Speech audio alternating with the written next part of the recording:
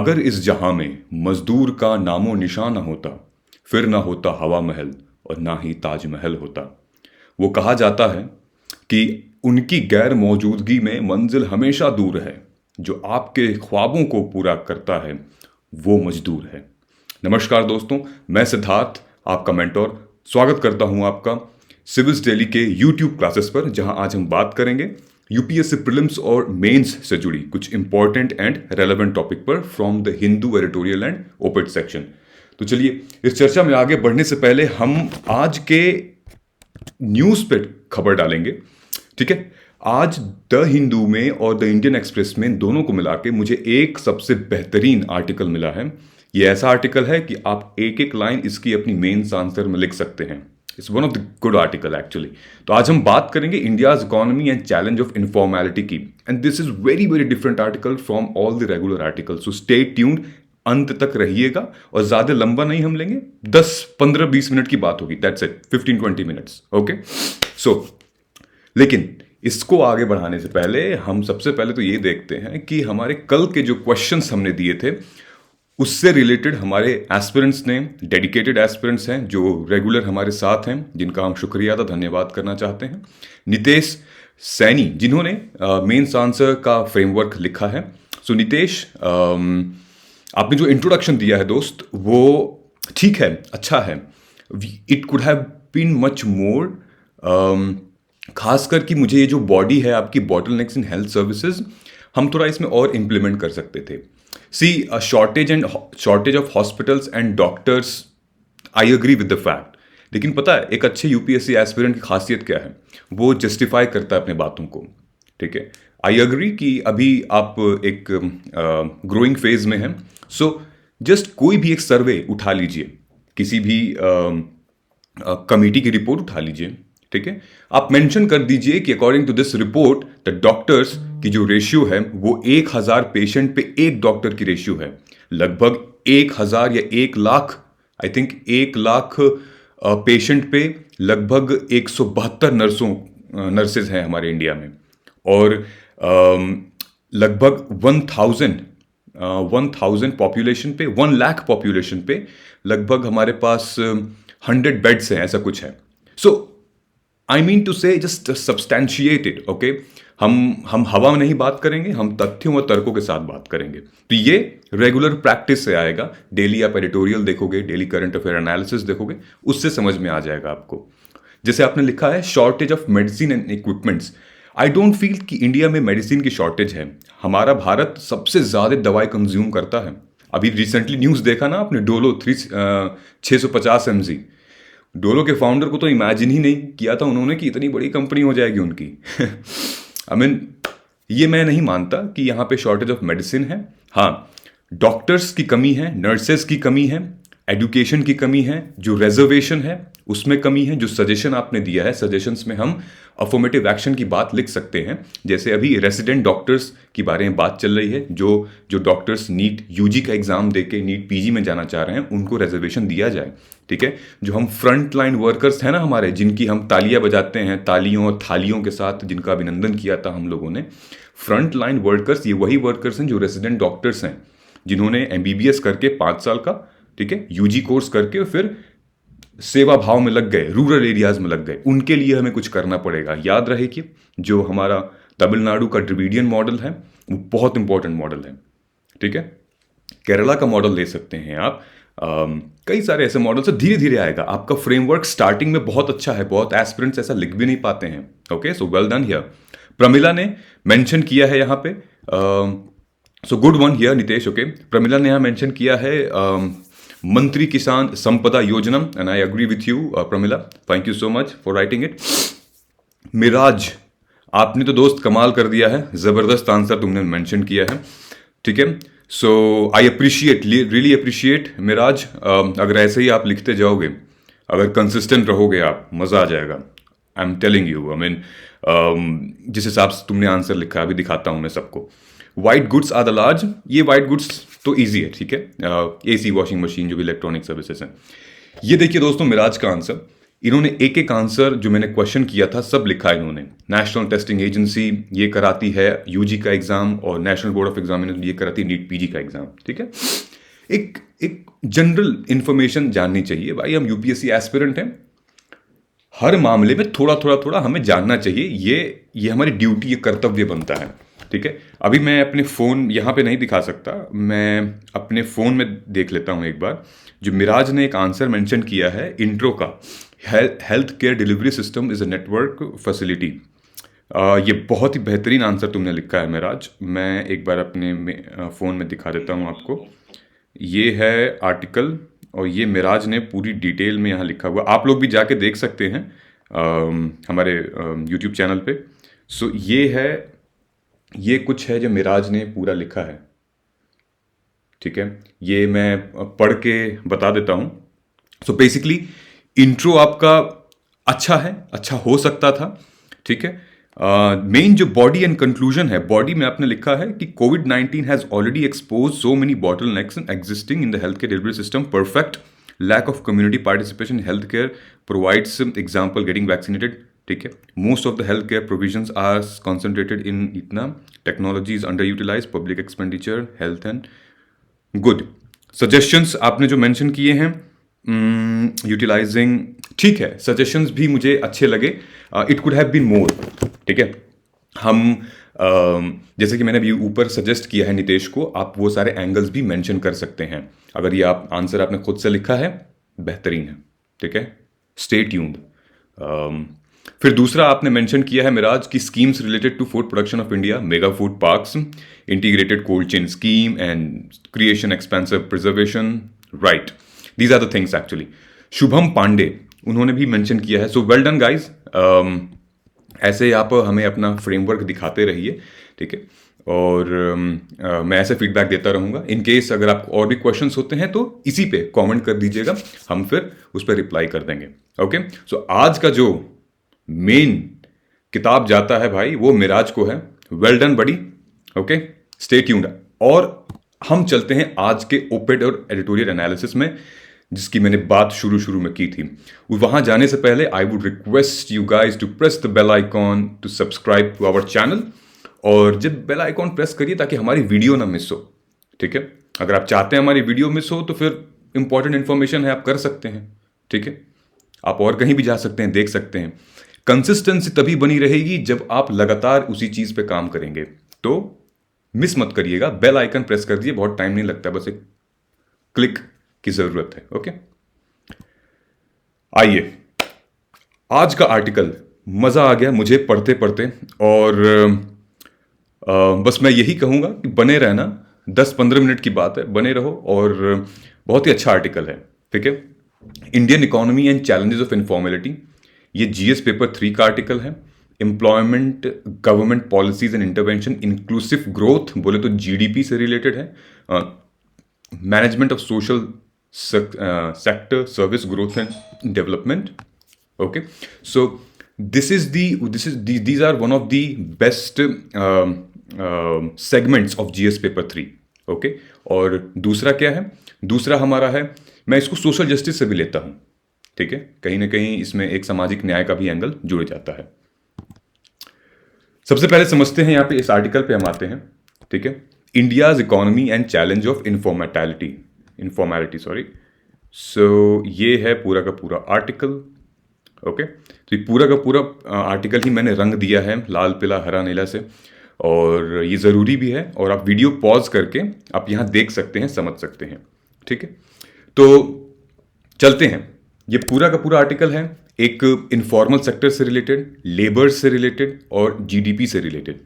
ठीक है, so starting करते हैं। सो हमारी गवर्नमेंट ने रिसेंटली 2016-17 के बाद से बहुत सारे ऐसे इनिशिएटिव्स ले आई है जहां पे इकोनॉमी को फॉर्मलाइज करने की उन्होंने स्टेप लिया था, बात की थी। कौन कौन से सेक्टर थे वो?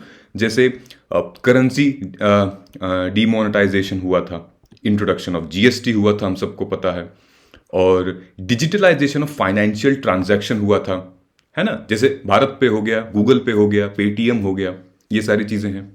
ठीक, enrolment in the formal sector workers of numerous government internet portals कौन कौन से, ई श्रम पोर्टल, और भी कौन से पोर्टल हैं आप यहाँ पे कमेंट करके मुझे बताइएगा, ठीक है। और कौन से पोर्टल हैं जहाँ पे इनफॉर्मल वर्कर्स को सरकार ने कहा है कि आप जाके हमारे पोर्टल पे लॉगिन करिए ताकि पता चलेगा कि आप इनफॉर्मल वर्कर हैं या नहीं, ठीक है, बताइएगा।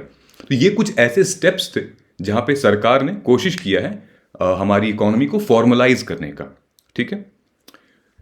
कहा जाता है कि ये जो अबव मेंशन, ये जो पूरा का पूरा एफर्ट है ना, ये एक फिजिकल पर्सपेक्टिव है, ठीक है। फिजिकल पर्सपेक्टिव मतलब, फिजिकल मतलब क्या होता है, राजकोष। राजकोष बोले तो रेवेन्यू से रिलेटेड, टैक्स से रिलेटेड, ठीक है। ये सारा का सारा मुद्दा जो ऊपर हमने डिस्कस किया है, ये 5-6 पॉइंट, ये फिजिकल पर्सपेक्टिव है, रेवेन्यू से रिलेटेड, टैक्स से रिलेटेड, जहां पे इनफॉर्मल सेक्टर के दरों को कम किया गया है, फॉर्मल सेक्टर के दरों को ऑर्गेनाइज किया गया है, ठीक है। सो ये जो पर्सपेक्टिव है, ये एक्चुअली कुछ हमारे इंटरनेशनल इंस्टीट्यूशंस हैं जैसे इंटरनेशनल मॉनेटरी फंड, उनका ये कहना है कि जो इनफॉर्मल सेक्टर है ना, informal sector drives genuine economic activity outside the regulatory ambit, okay. मतलब इनका कहना है कि इनफॉर्मल सेक्टर वो सेक्टर है जहां पे सरकार की रेगुलेशंस नहीं चलती हैं, सरकार की नीति निर्माण उतना काम नहीं आती हैं, फिर भी इस इनफॉर्मल सेक्टर की वजह से आपकी जीडीपी का 1/3 एटलीस्ट आपको कंट्रीब्यूट करता है। जैसा कि हमें पता है MSME, micro small finance, micro small companies जो हैं वो 1/3 कंट्रीब्यूट करती हैं जीडीपी को, राइट। और माइक्रो स्मॉल कंपनीज में कौन काम करता है दोस्तों, ये इनफॉर्मल लेबर्स ही तो हैं, ठीक है। फॉर एग्जाम्पल मैंने एक शू की कंपनी शुरू की, ठीक है, मेरा खुद का शू का बिजनेस हो गया, छोटी कंपनी है, और मैं कुछ लोन उठा लिया जो एमएसएमई के द्वारा लोन मिल रहा है, मैंने लोन उठा लिया। अब मैंने कुछ लोगों को काम पे लगा दिया कि जाओ तुम लॉजिस्टिक्स से काम करो, जाओ तुम मार्केट में सोल ढूंढो, जाओ तुम मार्केट में फीता ढूंढो, जाओ तुम मार्केट में डिब्बा ढूंढो, ठीक है। अब वो बेचारे इनफॉर्मल वर्कर्स वो मेरे ऊपर डिपेंड हैं, ठीक है। हालांकि मैं तो एक फॉर्मल हो गया, मैं तो एमएसएमई में रजिस्टर करा लिया, लेकिन जो मेरे बंदे हैं जो नीचे, वो इनफॉर्मल हैं। इनफॉर्मल मतलब कि वो, यही डिफरेंस मैं आपसे पूछना चाहता हूं, what is the difference between a formal and A informal worker. एक मजदूर में, जो कि इनफॉर्मल मजदूर है, हम भी तो मजदूर हैं यार, ठीक है, हम भी काम करते हैं, नौकरी करते हैं, तो एक नौकरी में, एक मजदूरी में क्या फर्क है, ठीक है। ये कमेंट करके बताइएगा what's the difference between formal and informal workers, ठीक है। सो और ये जो इंटरनेशनल मॉनेटरी फंड है ना, ये अंडर प्ले करती हैं कि जो इनफॉर्मेलिटी है, इतने सारे इनफॉर्मल सेक्टर में जो गरीबी मजदूरी है, ये अंडर प्ले करते हैं। मतलब कि ये इस बात को तवज्जो बहुत कम देते हैं कि ये सब के सब स्ट्रक्चरल प्रॉब्लम है, हिस्टोरिकल प्रॉब्लम है, बैकवर्ड की प्रॉब्लम है हमारे भारत की, ठीक है यार। अब देखो, इंटरनेशनल ऑर्गेनाइजेशन है हमारा भारत, एक यूनिक सभ्यता है, एक हेट्रोजेनस सोसाइटी है, हिस्टोरिकल रेफरेंसेस हैं उसके, ठीक है। और यही चीज इंटरनेशनल मॉनेटरी फंड जैसे ऑर्गेनाइजेशन मतलब अंडर प्ले करते हैं, अवॉइड करते हैं, इग्नोर करते हैं, जबकि ये बात सत्य है। स्ट्रक्चरल आउटकम्स की वजह से और हिस्टोरिकल फैक्टर की वजह से, सामाजिक आर्थिक स्थिति न मिलने की वजह से इनफॉर्मल सेक्टर ऊपर बढ़ता है, ठीक है। तो यहां पे मेंशन किया गया है कि कुछ पुराने टाइम पे, मतलब कि 1980s में, जब आप इसमें जाओगे ना, यहाँ पे आर्टिकल में यहाँ पे लिखा हुआ है reforms initiated in the mid 1980s, मैंने हाईलाइट कर दिया है यहाँ पे। 1980 के दशक में, 80s के दशक में कुछ ऐसे रिफॉर्म्स इंट्रोड्यूस किए गए थे, जिसकी वजह से क्या हुआ था कि जो फिस्कल कंसेशन है, फिर से क्या फिस्कल कंसेशन बोले तो रेवेन्यू, टैक्स, ठीक है, जो फिजिकल कंसेशन है उसको कम कर दिया गया था, मतलब बेनिफिट्स दे दिए गए थे किसी किसी को। और जो मैन्युफैक्चरिंग कंपनियां हैं जिसमें बहुत सारे लेबर थे, अब जैसे मान लो मैं जूता कंपनी बना रहा हूं, अब मेरे पास लगभग 50 लेबर हो गए, ठीक है। तो 80 के दशक में मुझे सरकार से रिलैक्सेशन मिल गई, टैक्स से रिलेटेड, ठीक है, रेवेन्यू से रिलेटेड, ठीक है, ऐसी स्कीम्स आ गई, ठीक। उससे क्या हुआ कि ढेर सारे इनफॉर्मल वर्कर्स, ठीक है, फॉर्मल कंपनीज के साथ जुड़ गए, ठीक है, एक इनफॉर्मल सेक्टर फॉर्मल कंपनी के साथ ढेर सारे जुड़ गए, और मेरे जैसी कुछ कंपनियां थी, जूतों की कंपनियां थी, फैक्ट्रीज थी, उनको लाइसेंस मिलने लगा भर भर के। ठीक है, इसकी वजह से ऑफ कोर्स लोगों को जॉब मिली। ठीक है, उस टाइम पे लोगों को बहुत जॉब मिली, लेकिन सिक्योरिटी नहीं थी किसी की। ठीक है, कोई प्रॉमिस नहीं था कि एम्प्लॉयमेंट रहेगी या रहेगी या नहीं रहेगी। यही बात इसमें बताई गई है कि 80s के दशक में ऐसा फिजिकल कंसेशन और रेगुलेशन लाया गया था, जिसकी वजह से बहुत सारी लार्ज स्केल इंडस्ट्रीज को लाइसेंस मिला। ठीक है, question on efficiency aside, such measures led to labour intensive industry diffused in informal and organise sector. ठीक है, समझ में आ गया। चलिए अब आगे बढ़ते हैं। आगे बढ़ने में यह मेंशन किया गया है कि जो उस टाइम पे 80s 90s के टाइम पे जब हमने इन सारे फैक्ट्रीज को, इन सारे इंडस्ट्रीज को रिबेट देने लगे थे, स्कीम्स देने लगे थे, तो लिंक हो गया था एक labour market interlinked between the informal and formal sectors. ये देखिए मैंने पूरा यहां पे मेंशन किया है। ठीक है, वाया सब कॉन्ट्रैक्टिंग एंड आउटसोर्सिंग अरेंजमेंट। ठीक है, quite like labour abundant Asian economies. ठीक है, ढेर सारे, अब देखते हो कि इंफ्रास्ट्रक्चर में कोई बिल्डिंग बनती है तो सैकड़ों की तादाद में लेबर जाते हैं। ठीक है, ये सब 90s से चला आ रहा है। ठीक है, कॉन्ट्रैक्ट के थ्रू, आउटसोर्स के थ्रू, लेकिन कोई सिक्योरिटी तो है नहीं इनकी। ठीक है, अक्सर देखा गया है, जैसे टेक्सटाइल इंडस्ट्री हो गया। ठीक है, the rise of power looms at the expense of composite mills. ठीक है, कितने सारे मिल्स हुआ करते थे बंबई में, कितने सारे मिल्स हुआ करते थे, उसके प्रिटेक्स्ट पे कई सारे हैंडलूम साड़ी बनाने वाले, कॉटन से रिलेटेड ढेर सारे हैंडलूम इंडस्ट्रियां खुल गई। ठीक है, लेकिन मेन सोर्स तो इंडस्ट्री है, मतलब मेन सोर्स तो मिल है। ठीक है, लेकिन अब जो बंदा मिल के लिए काम कर रहा है, जो बंदा रॉ मटेरियल दे रहा है मिल को, वो एक अनऑर्गेनाइज सेक्टर में है और मिल एक ऑर्गेनाइज सेक्टर में है। ठीक है, तो इस पॉलिसी से क्या हुआ, भर भर के, देश भर के, मतलब लोग इनफॉर्मल वर्कर्स जुड़ गए इसमें। ठीक है, याद है आपको इन जो बंबई में, सूरत में, सॉरी पुणे में, इतने, महाराष्ट्र में खासकर कि इतने ज़्यादा स्ट्राइक्स क्यों होती थी, लेबर स्ट्राइक्स क्यों होती थी। ठीक है, क्योंकि एक मतलब इतने ज़्यादा क्वांटिटी में लेबर एसोसिएट हो गए थे formal industry, informal worker associate हो गए थे फॉर्मल इंडस्ट्री से, लेकिन उनकी सिक्योरिटी नहीं थी, उनकी जॉब सिक्योरिटी थी ही नहीं, कुछ नहीं था, इंश्योरेंस नहीं था। आज मतलब मालिक के ऊपर होता था कि आज तुम जाओ, आज तुम्हारी नौकरी खत्म, कल से तुम मत आना नौकरी पे, तो बेचारे उसके परिवार का क्या होगा, है ना। तो ये है, इस पूरे मामले में ये बताया गया है। तो challenges basically while playing such initiatives may have encouraged employment. जैसे कि मैंने कहा, बिल्कुल एम्प्लॉयमेंट थी, मिली सबको एम्प्लॉयमेंट, लेकिन क्या वो एम्प्लॉयमेंट फॉर्मल सेक्टर से इक्वल थी? क्या वो एम्प्लॉयमेंट हम कह सकते हैं they are equal to formal sector employees? No. ठीक है, bringing the enterprises which benefited the policy of tax net has been challenged. ठीक है, मतलब टैक्स नेट और टैक्स इवेजन की वजह से ये सारी पॉलिसीज आई थी। तो challenge is only partly administrative. ठीक है, सही से इसका अकाउंटेबिलिटी नहीं, रिस्पॉन्सिबिलिटी नहीं हुई इसकी। Political and economic reason operating at the regional and local level is competitive in a competitive electoral democracy are responsible for this phenomenon too. सही बात है।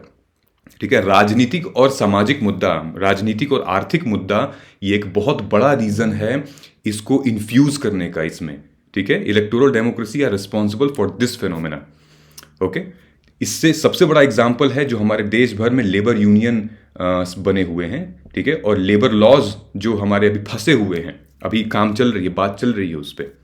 Okay, sign of under development, यहां देखो मैंने लिखा हुआ है नीचे, साइन ऑफ अंडर डेवलपमेंट यहां पे आर्टिकल में मेंशन किया हुआ है। क्या है ये? सो एक स्टडी आई थी, स्टडी के जो स्टडी मैंने लिखा हुआ है, a well regarded study between informality and development, ये आर्ग्यू करती है that persistence of informality is in fact a sign of underdevelopment। ठीक है, कि कहीं पे काम हुआ ही नहीं है। ऑफ कोर्स अब जैसे आप बिहार ले लीजिए, झारखंड ले लीजिए, हम कुछ अपने राज्यों की ऐसी इकोनॉमी लेते हैं जो कि थोड़ी सी वीक है, वहाँ पे कुछ डेवलपमेंट खास तौर पे नहीं हुई है, तो वर्कर्स कहाँ जाते हैं? वर्कर्स दिल्ली में आएंगे, बम्बई जाएंगे, वर्कर्स सूरत जाएंगे, बैंगलोर जाएंगे, कुछ कुछ लोग बाहर चले जाएंगे, सऊदीया चले जाएंगे, और भी और सेक्टर्स में वो लोग चले जाएंगे। ठीक है। सो अंडर डेवलपमेंट की वजह से जो हमारी इनफॉर्मेलिटी है वो और बढ़ गई है। ठीक है, क्योंकि उनके खुद के राज्य में, खुद के शहर में ऐसा कुछ था नहीं जहां कि वो नौकरी कर सकें, इस वजह से वो बाहर माइग्रेट हो गए दूसरे राज्यों में। ठीक है। The finding suggest that informality decreases with the economic growth. ठीक है, ऑल्दो स्लोली, ये सत्य है, जैसे जैसे इकोनॉमी ग्रो करेगी इनफॉर्मेलिटी डिक्रीज करेगी। ठीक है, स्लोली स्लोली करेगी, इतना इतना खास नहीं है। लेकिन ये देखा गया है, जो पीरियोडिक लेबर सर्वे हमारा रिपोर्ट है, हमारी डेटा है, जो पहले NSSO हुआ करता था, अब पीरियोडिक लेबर सर्वे कहा जाता है उसको, 2017 में आई थिंक हुआ था ये। इसमें कहा गया है, और ये एक रिपोर्ट आई थी सारे स्टेट को देखते हुए, तो इस रिपोर्ट में ये कहा गया था कि जो टोटल एम्प्लॉयमेंट है, ठीक है, टोटल एम्प्लॉयमेंट में से सबसे ज्यादा जो शेयर किसका है? इनफॉर्मल एम्प्लॉयमेंट का। ठीक है, और ये किस वजह से आया है? Lack of adequate growth and continuation of under development. Bharat में जितनी भी नौकरियां हैं, एम्प्लॉयमेंट हैं, चाहे वो फॉर्मल फॉर्मल हो, एम्प्लॉयमेंट की बात कर रहा हूं, उसमें से मेजर एम्प्लॉयमेंट क्या है? इनफॉर्मल सेक्टर्स का है, मजदूरों का है, जिनके पास सोशल सिक्योरिटी नहीं है, जिनके पास इंश्योरेंस नहीं है, जिनके पास डेली वेज पे डिपेंड होते हैं वो। ठीक है, और ये किसकी वजह से है? ये है लैक ऑफ एडिक्वेट ग्रोथ और कंटिन्यूएशन ऑफ अंडर डेवलपमेंट। समझ में आया? अब आगे बढ़ते हैं। India's economy and challenge of informality में ट्रांसफॉर्मेशन इन एशिया, क्या क्या बदला इसमें? ये एक इम्पॉर्टेंट सेगमेंट है, इसको ध्यान से सुनिएगा। ये देखिए, ये बेचारी मजदूर महिला है और ये आपकी तरफ देख रही है। क्यों आपकी तरफ देख रही है? क्योंकि इनको यकीन है, इनको विश्वास है कि एक ना एक दिन आप जैसा कोई पॉलिसी मेकर आएगा, आप जैसा एक रिस्पॉन्सिबल अकाउंटेबल व्यक्ति IAS एग्जाम क्लियर करके आएगा, IPS एग्जाम क्लियर करके आएगा और एक अच्छी नीति निर्माण का प्रयोजन करेगा। सॉरी। ठीक है, तो ये बेचारे जरूर उनकी तरफ देखते हैं जो इनका भला करते हैं, जो इनके बारे में सोचते हैं। तो ये आपकी तरफ देख रहे हैं। ठीक है, जरूर आप इनका भला करिएगा जब आप IAS IPS या फिर ऑल इंडिया सर्विसेज या UPSC क्रैक करते हैं तो। ठीक है, समाज के लिए काम करिएगा। स्ट्रक्चरल इन ट्रांसफॉर्मेशन क्या होता है? स्ट्रक्चरल ट्रांसफॉर्मेशन डेफिनेशन के आधार पर यह होता है कि कोई भी economic development is a movement of, कोई भी इकोनॉमिक डेवलपमेंट हुआ is a movement of slow productivity of informal sector workers to the formal sector. धीरे धीरे, मतलब ग्राफ आप देख रहे हैं, अगर कोई इकोनॉमिक डेवलपमेंट हुआ है तो उसमें low productivity of informal sector to the formal और organize sector known as structural. धीरे धीरे वो ग्राफ बढ़ता है ऊपर। ठीक है, सिंपल है। कहा जाता है, देखा गया है कि ईस्ट एशिया में structural change in the second half of 20th century. ठीक है, ईस्ट एशिया स्ट्रक्चरल चेंज देखा गया है। जितने भी उनके अग्रेरियन मॉडल थे, इकोनॉमीज थी, उनको रैपिडली इंडस्ट्रियलाइज किया गया था। मतलब कि एग्रीकल्चर को इंडस्ट्री से जोड़ दिया गया था। ठीक है, drawing labour from traditional agriculture में आज के टाइम पे सबसे ज्यादा इनफॉर्मल लेबर्स हैं। ठीक है, वहां से इंडस्ट्रीज को सेटअप करने के लिए लेबर बुलाया जाता था। ठीक है, however in many parts of the developing world, जैसे कि इंडिया, ठीक है, informality has reduced at a very sluggish pace. ठीक है, manifesting itself most visibly in urban squalor. ठीक है, जितनी भी इसीलिए, मतलब अब ऑफ कोर्स वर्कर्स जब माइग्रेट हो रहे हैं Mumbai, Delhi, in major urban cities में, तो यहीं के तो चीज़ें डेवलप होंगी ना। यहीं पे जब अर्बन सिटीज़ में जाएंगी तभी थोड़ी सी इनफॉर्मेलिटी फॉर्मल में आएगी।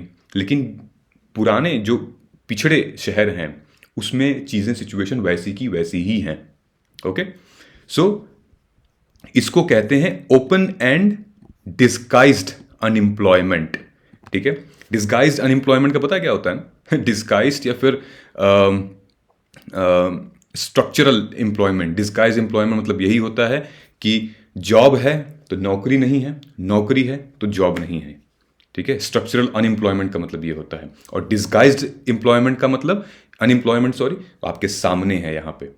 ठीक है, despite witnessing rapid economic growth over the last 2 decades, 90% of workers in India have remained informally.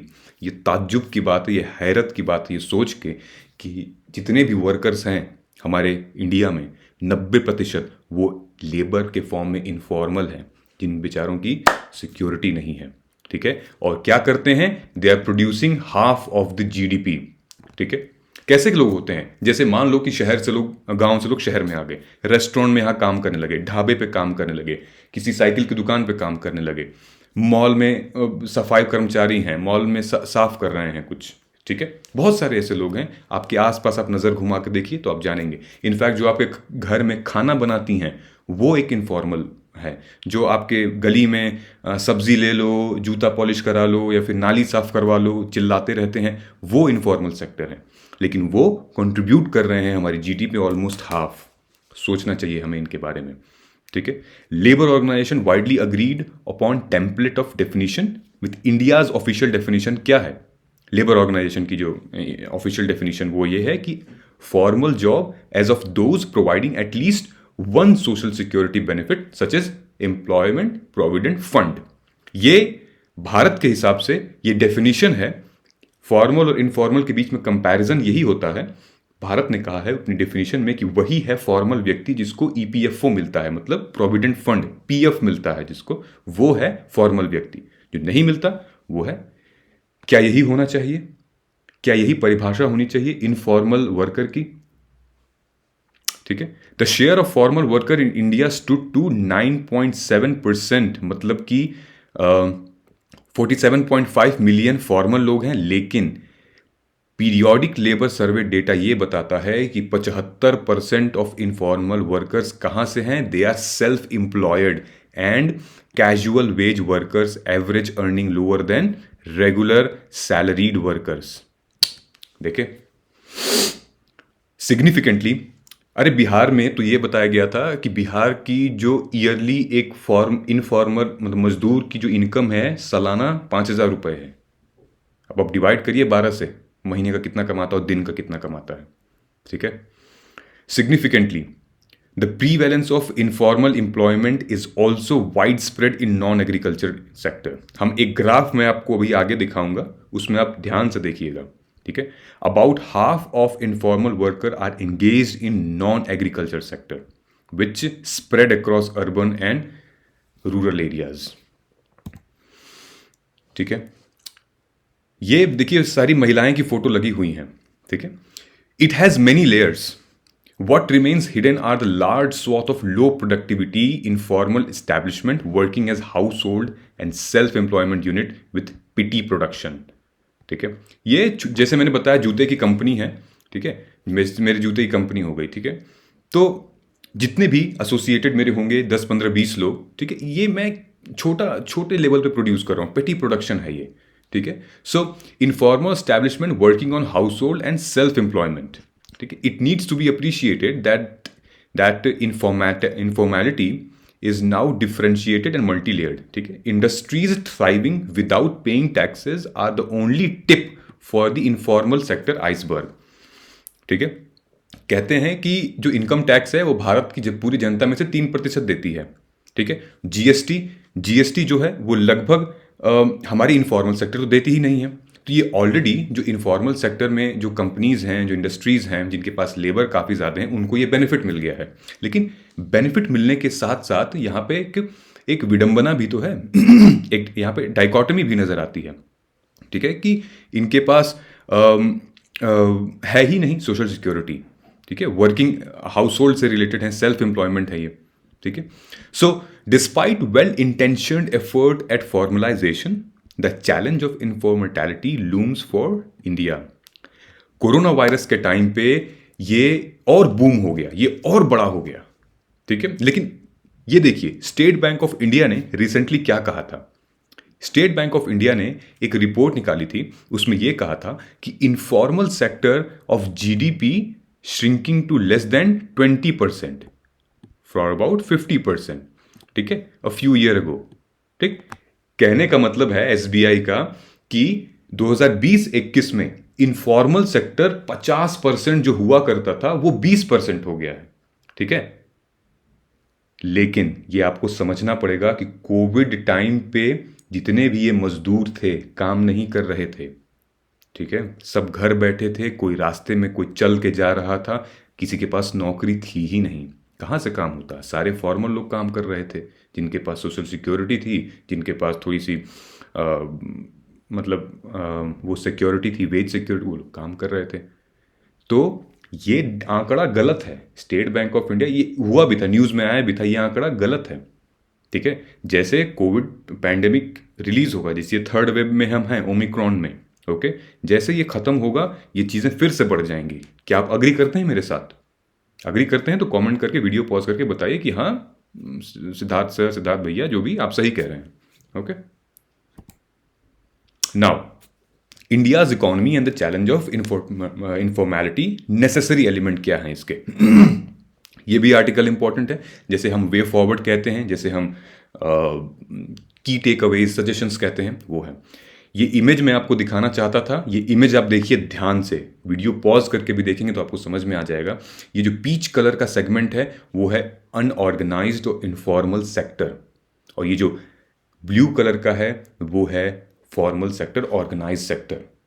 देख सकते हैं आप कि एग्रीकल्चर में 97% इनफॉर्मल व्यक्ति हैं, लेबर्स हैं, जिनके पास सिक्योरिटी नहीं है, ट्रेड, रिपेयर, पूरा आप देख सकते हैं।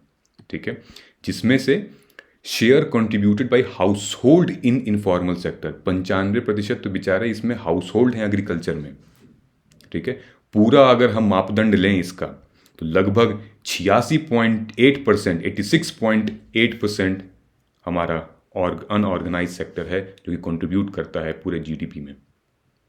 ये 17-18 की रिपोर्ट है, हालांकि कितना ही चेंज हो गया होगा, 2-3%, 4%, 5%। तो नेसेसरी एलिमेंट क्या है इसके? Policy efforts directing at bringing in the tip of informal sectors iceberg into the fold of formality by elevating legal and regulatory hurdles are laudable। ठीक है, कुछ मामलों में हम अप्रिशिएट करते हैं गवर्नमेंट को और जो फॉर्मल इंडस्ट्रीज हैं उनको, कि वो लीगल मैटर में और कुछ रेगुलेशंस में उन्होंने काम किया है। ठीक है, लेकिन however these initiatives fail to appreciate that the bulk of informal units and their worker are essentially petty producers, self employed, casual workers. ठीक है, subsistence out of minimal resources. ठीक है, ये उनको ध्यान में रखना पड़ेगा कि ये वर्कर्स जो हैं वो पेटी वर्कर्स हैं, सेल्फ एम्प्लॉयड हैं, वेजेस पे डिपेंड करते हैं।